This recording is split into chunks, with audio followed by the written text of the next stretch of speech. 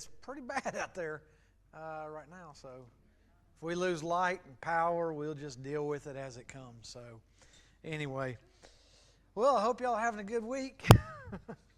And am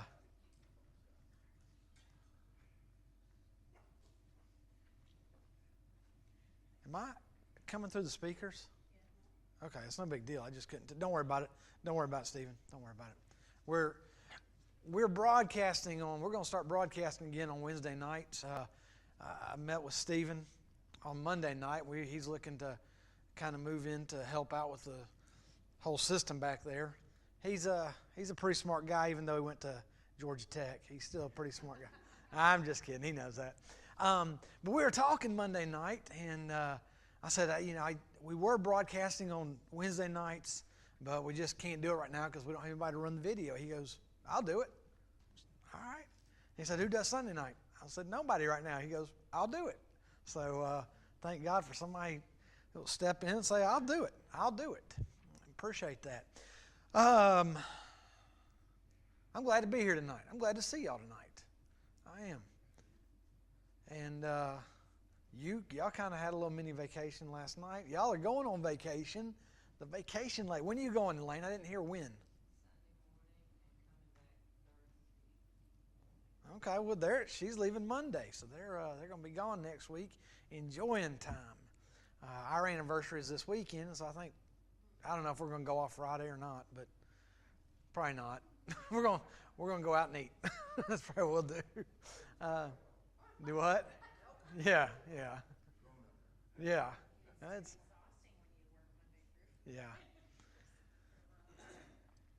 Acts chapter 23 tonight.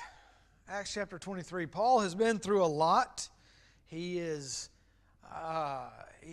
been in Jerusalem and has been interrogated, really. Well, he was about to be interrogated by the Romans until he told them he was a Roman, and then they backed off. And as I pointed out last week, it's very interesting in chapter 22 where they were going to whip him. They were going to beat him to find out why everybody else was mad at him.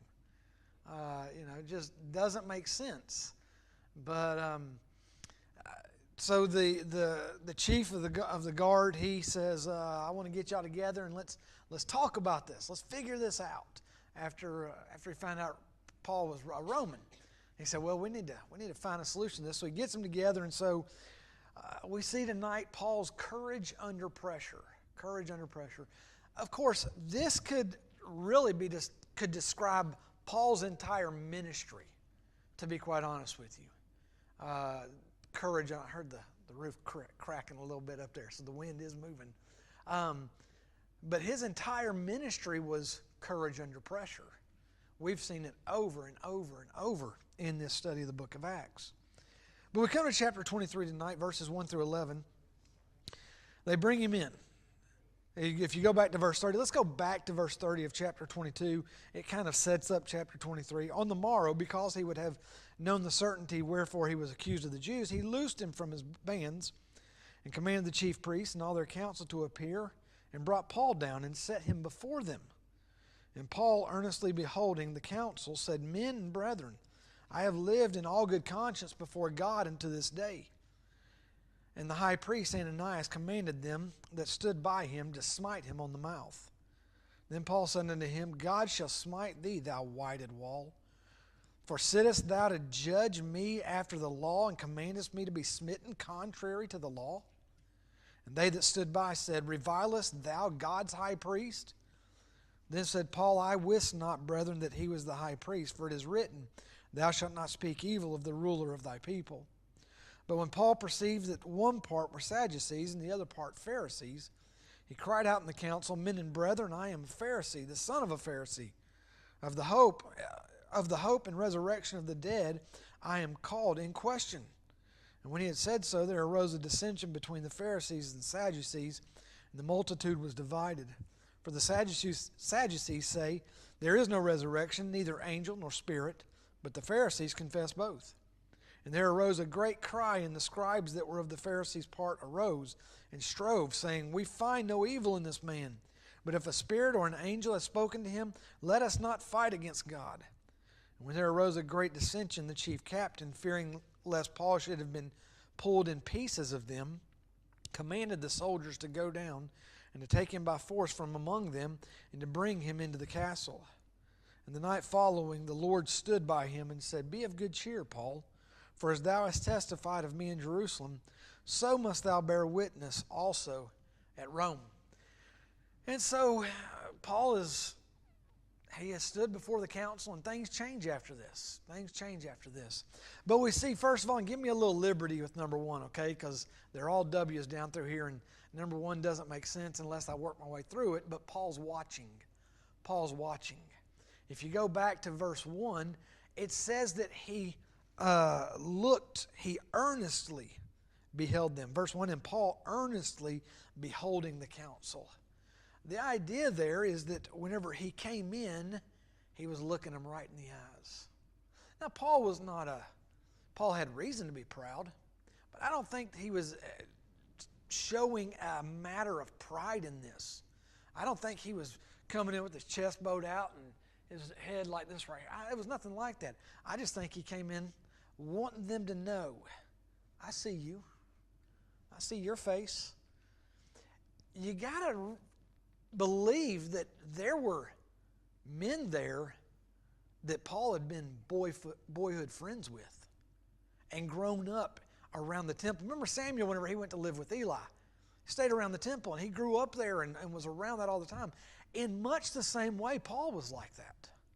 Paul grew up at the feet of Gamaliel, who was the great teacher in Jerusalem, and he grew up around these guys. And so whenever he comes into the room, he looks at him in the face. He wants them to know, I know you. He looked them right in the eye. Letter B, guilty men cannot generally look their accusers in the eye. If you ever watch,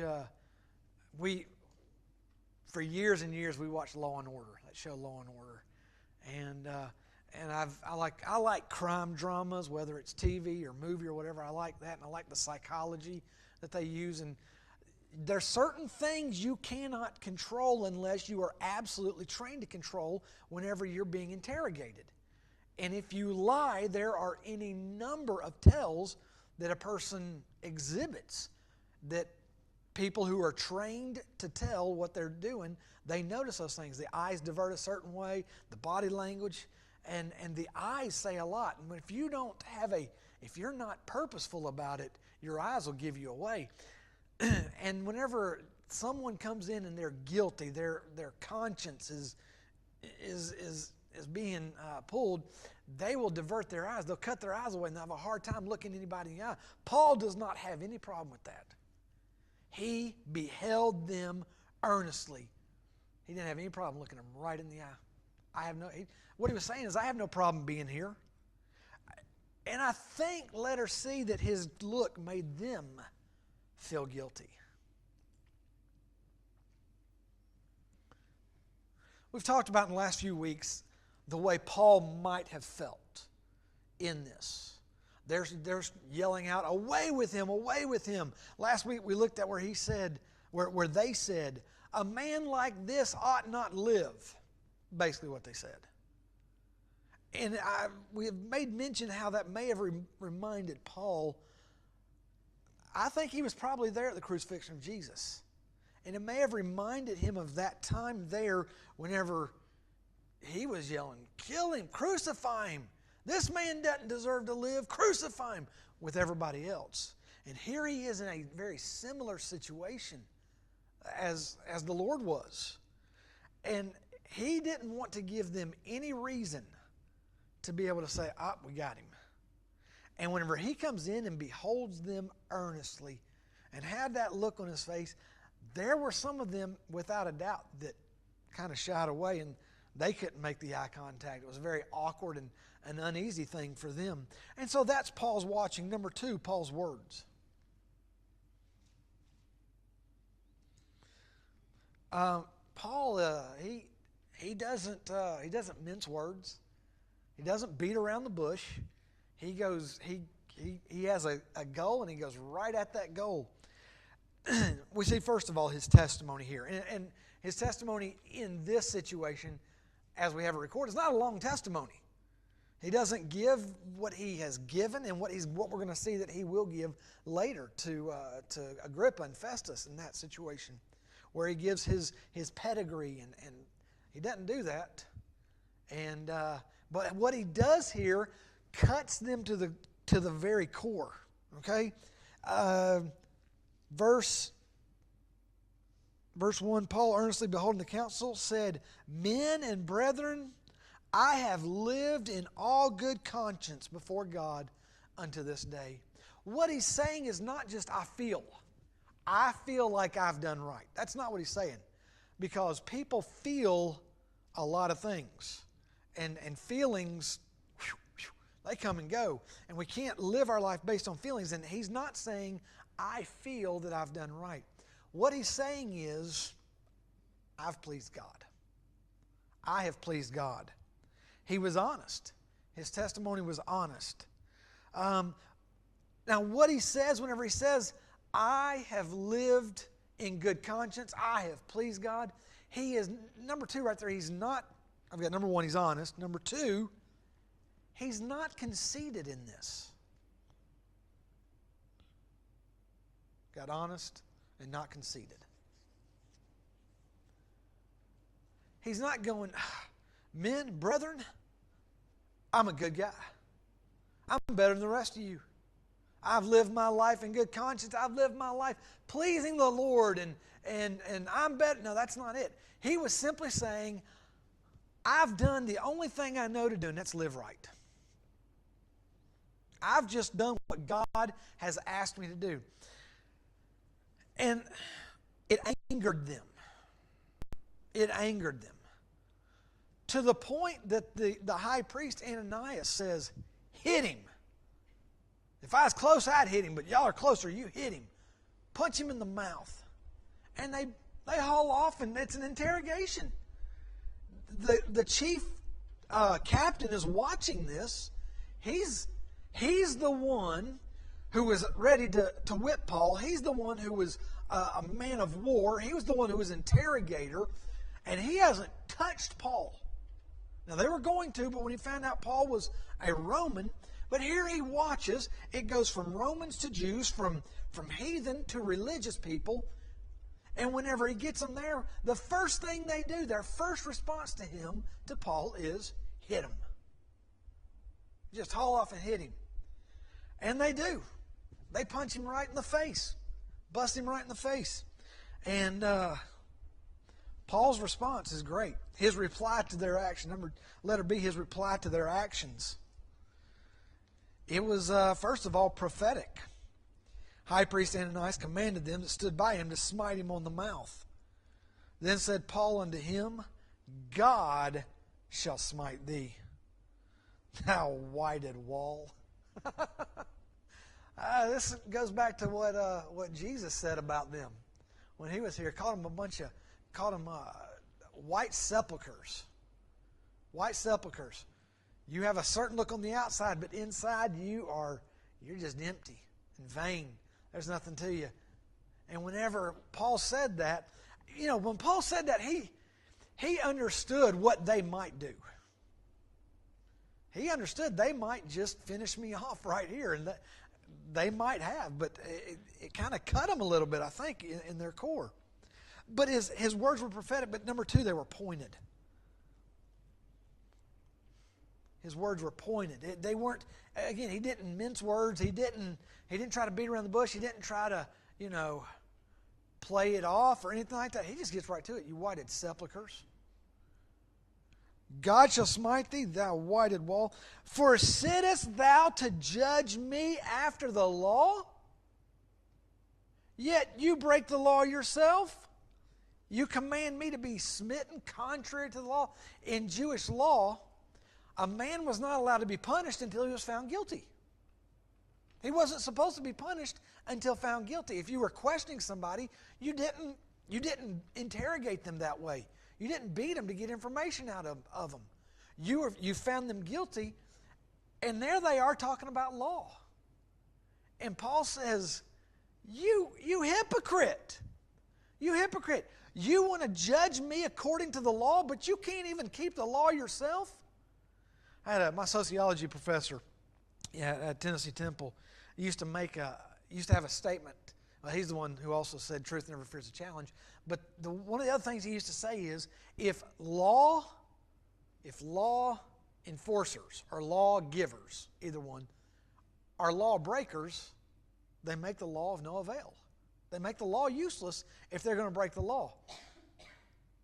I'll give you a small picture of that, okay?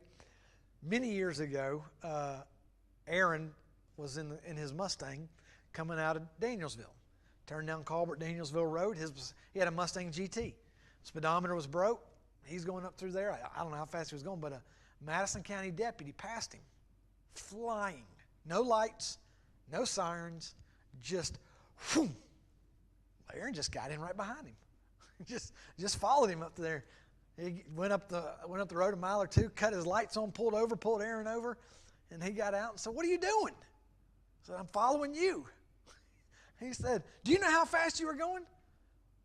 Now, Aaron was a little bit of a smart aleck in this. It's part of the Brock blood we have. He said, I guess the speed limit, that's what you were doing, isn't it? He goes, you were doing 80 miles an hour. What if I was responding to a call? Aaron said, "Well, were you?" But whenever he broke the law, he couldn't enforce the law anymore because he broke it. And whenever the lawgivers or the law enforcers break the law, they have no liberty to enforce the law anymore. Aaron may be watching Facebook Live. I don't know. That may not be the exact story, but Aaron, if you're watching, you'll see that. Or he may see it later on Facebook. I don't know. So he was pointed in who they were and in what they did. His reply to their words. We saw his reply to their actions. His reply to their words. Then verse 4, they said, "Revilest thou God's high priest?" Very high and mighty, very self-righteous. Paul doesn't just call them whited sepulchres or whited walls. He says, you're going to try to enforce law against me and you don't even keep the law? And then they go, "Oh yeah, well, do you know who you're talking to? Revilest thou the high priest?" I want you to see his reply to their words. He did not know, I guess. I give you two possibilities here.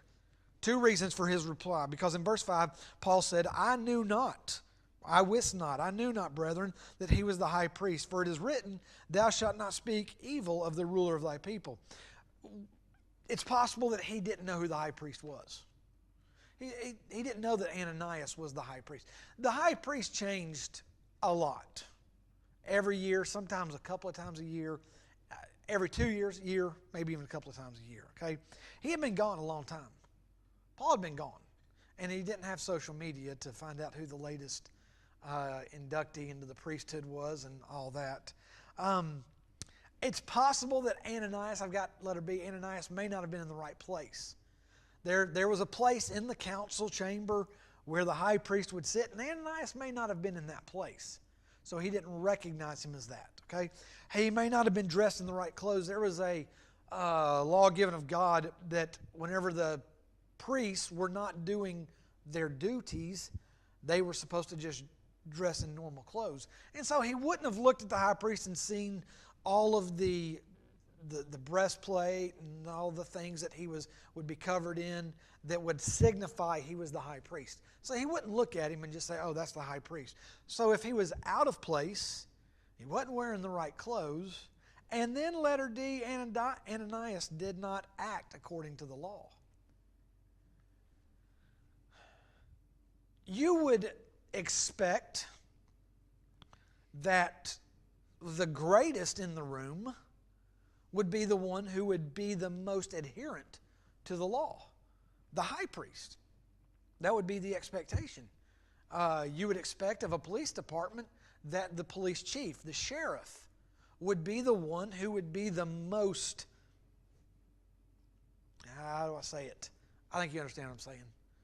The most worthy of being a police officer, because he's the one in charge. He's the one who is in charge of not just making sure people are in the community are cared for and taken care of, but that his officers.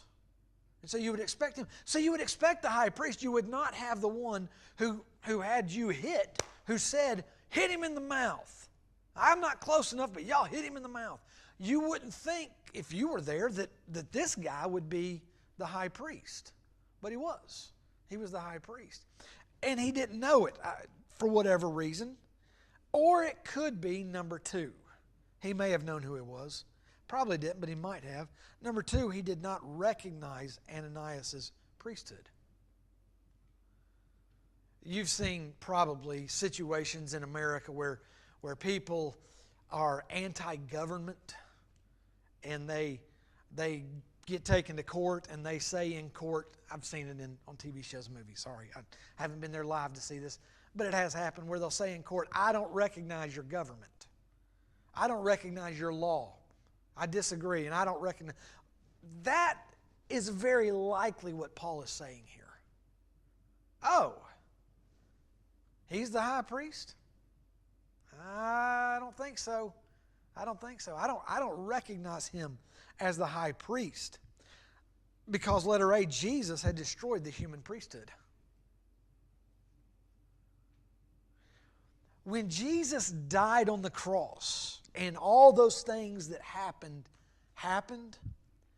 and the veil in the temple was ripped in half, this huge veil, the covering between the holy place and the Holy of Holies, when it was ripped in half and it opened up, it would be an area, we talked about this in Hebrews, that it was an area 15 by 15, and then in the middle sat the Ark of the Covenant. And whenever that opened up, there was no Ark of the Covenant, which meant the high priest was useless. There was no need for him. And when Jesus died, he became the high priest. And that's what I've got as number two. Jesus was Paul's high priest. That's who, when we looked in the first part of the book of Hebrews, he talked about him being greater than the priest and that he was the priesthood. And that is, he is our high priest. He is the one who took his own blood into the absolute holiest of holies, into the presence of God, the throne room of God, and sprinkled his own blood on the mercy seat of God's righteousness, of God's justice. And there in that place, it was covered. And he acted as our high priest. And he acted as Paul's high priest. And so that's his words. Number three, Paul's wisdom. Y'all know me. I read this story and I just imagine. I have my imagination, and I see Paul in that room and they hit him, they boom, bust him. Not like, Paul had been done that way many, many times. We've seen where he's been stoned and where he's been imprisoned. And, in Philippi, when he was imprisoned, the Romans beat him. They did. They just, they were prisoners, so they beat him. And he's been beat. He's been all these things. And it's kind of funny. I doubt that one punch to the mouth really affected him. It might have been that Paul said, that's all you got? That's it? That's the best you can do? I was in Lystra and they killed me. That's the best you can do? But here he is, and they punch him in the mouth, and he's watching what's going on. He defends himself, and the high priest, and you revile the high priest. I don't recognize you as the high priest. And then he realizes, I don't know whether he had realized before he came in the room, when he got in the room, or it took a few minutes to really gain what was going on here. But you have two groups here. You have the entire council, but in that council you have Pharisees and Sadducees. And they don't get along. Be like putting Republicans and Democrats. Be like going to the House of Representatives and watching them have a discussion. Yeah, something about like that. But in his wisdom, and it may have been that God prompted him. I don't know that was exactly what it was, because Paul was familiar with this scene. He had grown up around this type of thing. And then he realizes who's questioning him, and he begins to look around them, and he goes, Pharisee. These guys are Pharisees, and got the Sadducees over here. These guys, they have common ground in their hate of me, and maybe there's something I could get them to disagree on. Abraham Lincoln basically got his, I think it was Abraham Lincoln, it may have not been Abraham Lincoln, I'm not sure. A house divided cannot stand. I don't know who said that originally. But here's the, I don't know if this is the original idea, but that's the idea here. A house divided cannot understand. Look at what he says, verse 6. But when Paul perceived that one part were Sadducees and the other Pharisees, he cried out in the council. He said, Men and brethren, I am a Pharisee, the son of a Pharisee. They know him. Many of them know him. And he says, I am a Pharisee. I know who you are. And I'm a Pharisee. I'm a son of a Pharisee. Of the hope and resurrection of the dead, I am called into question. Well, he wasn't there, really, because of the question of the resurrection, other than the resurrection of Jesus Christ. Yes, he was there because he preached that. But that's really not what he's referring to with them. He's just getting it in their minds. He uses the word resurrection as a hot word. But he affirms his position as a Pharisee. Number two, I made this word up, but I think you'll understand it, as a resurrectionist.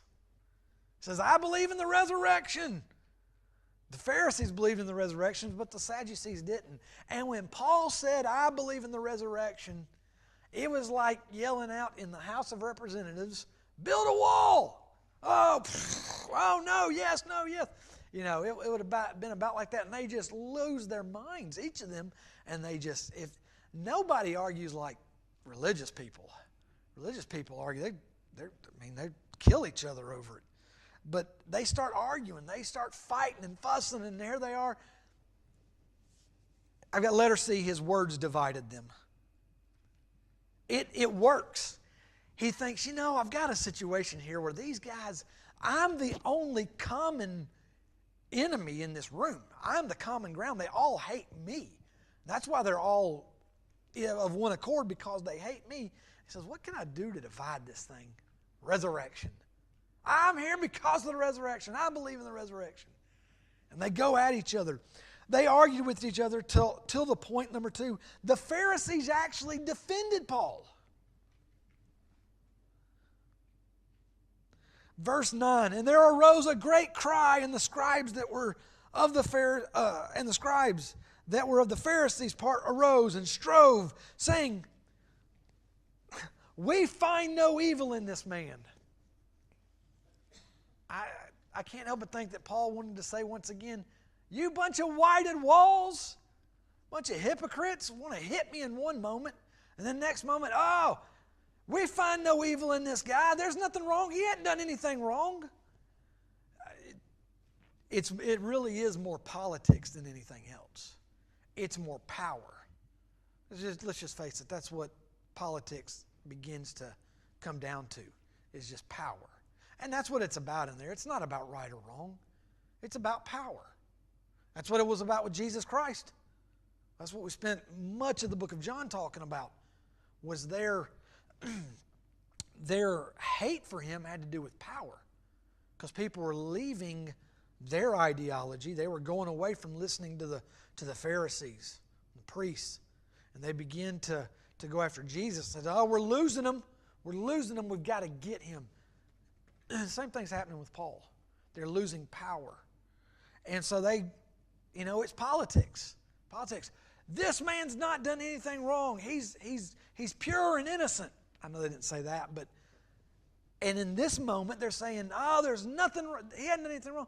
And we'll see next week, the very next day, they're conspiring to kill him.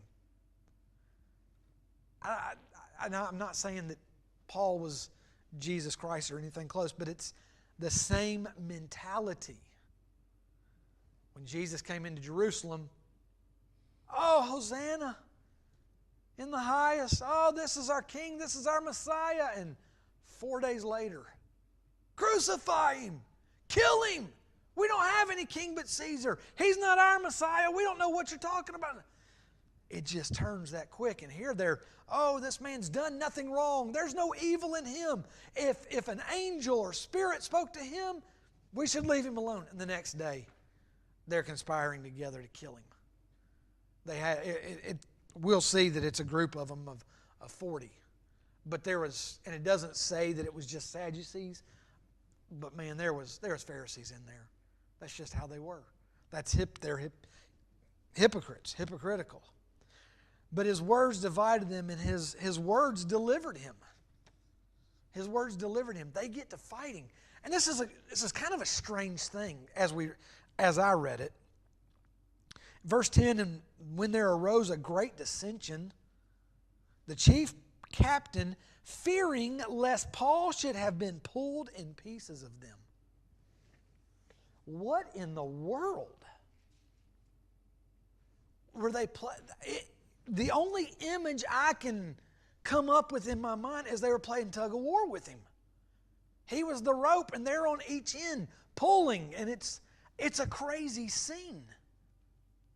Because the captain is watching this happen, and there's a literal fear in his being, in his mind, that they're going to rip Paul's arms off. That he's going to be pulled in pieces. That's wild. I mean, that's the only word I know to describe it. It's just wild to believe that actually happened. But his words delivered him. He sees what's going on. He said, I gotta help this guy. They're gonna pull him apart if I don't do something. And he commanded the soldiers to go down and to take him by force from among them to bring him to the castle. We've seen in the last few weeks several times where these guys just lose their minds. They were unstable, mentally unstable or something, because we've seen where he said they've had to rescue him on a couple of occasions because we looked at it just a couple of weeks ago. They got so angry with Paul that they started tearing their clothes off and throwing dust in the air, acting like a baseball manager. The call didn't go his way, and he gets mad and goes out there and starts throwing things and kicking dust at the umpire. It's really kind of crazy. But his words delivered him, and that's the wisdom of Paul. He saw an opportunity and he took it. Then we see number 4, the Lord's will. The Lord's will. That night, as Paul was in the castle, however that worked out, where there was in the dungeon, prison part of it, or where they put him in a room, the Lord comes and stands by him and says, "Be of good cheer, Paul. For as thou hast testified of me in Jerusalem, so must thou bear witness also at Rome." You remember whenever he was going to Jerusalem and the group of men said, "Oh, don't go, don't go. If you go, you're going to be arrested and you're going to be beat." And then he goes further, and the man comes and grabs his clothes and says, "Oh, the man that wears these is going to be arrested and going to be mistreated," and all these things. And Paul says, "I'm going to Jerusalem. That's where the Lord's called me to go." I wonder, because of the way the Lord says this, Paul, for as thou hast testified of me in Jerusalem, so must thou bear witness also at Rome. Paul always wanted to go to Rome. He was wanting to go to Rome. And I wonder if Paul had said, "You know what, you're right. Maybe I shouldn't go to Jerusalem. If that's what's going to happen, if I'm going to be arrested, maybe I should just not go at this time." I wonder if he'd ever gone to Rome. I wonder if the Lord would have said, "Well, Paul, if you can't go to Jerusalem, I can't take you to Rome." And there is progression in our life that God wants to do. And if we don't go to this point, we may never go to that point. What's sad sometimes is that point oftentimes is where we want to be. But sometimes the Lord says, "Hey, I need you to go to this point, which is uncomfortable. It's out of your zone. It's out, it's not what you want to do, but I need you to go here." Go to Jerusalem, be arrested? Well, you remember what Paul's response was? "I'm not just willing to be arrested for Jesus, I'm willing to die." I'm going, and if it means my life, so be it. But the Lord's will, He was done with Paul in Jerusalem. He said, Paul, you've done a good job. You're right, buddy. You have pleased me. You can live in good conscience because you've been obedient to what I've asked you to do. He says, now, I'm going to send you to Rome. That right there I can imagine, let her be. Paul was now to begin his trip to Rome. I wonder if Paul was excited about that. Probably. Do you remember whenever Peter was talking to the Lord, and the Lord was talking to Peter there at the Sea of Galilee? He said, Peter, do you love me? He said, yeah, Lord, I like you. I like you. He says, Peter, do you love me? Lord, you know I like you. You're like a brother to me, Lord. And he says, Peter, do you even like me? And he's struck to his heart, and he says, Lord, you know it. You know it. You know my feelings for you. And he says, you're going to be used in your old age. In your old age. Well, that was a promise to Peter. He's going to be an old man. He said, there's going to be a time where you're going to have to walk on a stick. You're going to have to be helped around. Well, here, the Lord tells Paul, you've got a job to do in Rome. Paul says, well, I know one thing. They can't kill me till I get to Rome. They can't kill me till I get to Rome. And they couldn't. They couldn't do anything with him. Not because he was a Roman citizen, and now he was going to go through, and that's what happens. We'll see in the next several chapters. He goes through the channels of the Roman government to appeal to Caesar. But that's not why he wasn't killed. He wasn't killed until he got to Rome. After that, because God said, I've got a job for you to do in Rome. And Paul said, that's where I've always wanted to go. I can't wait to get to Rome. But if Paul had not gone to the place that was uncomfortable, that was not pleasant, where he got hit, he got arrested, he was used and abused there. If he had not gone to that point right there, I don't believe God would have taken him to the place that he really wanted to go. And the place that God really wanted to use him. Not that God didn't want to use him in other places, but that place in Rome where Paul wanted to be. I think that if he would not have gone to Jerusalem, he'd have never made it to Rome. But because he was obedient, and because he lived in truth, in all good conscience before God, he got to go to Rome. He got to minister in Rome. He got to see Rome. He got to experience the Christians in Rome and all that went along with that because he went where it was uncomfortable.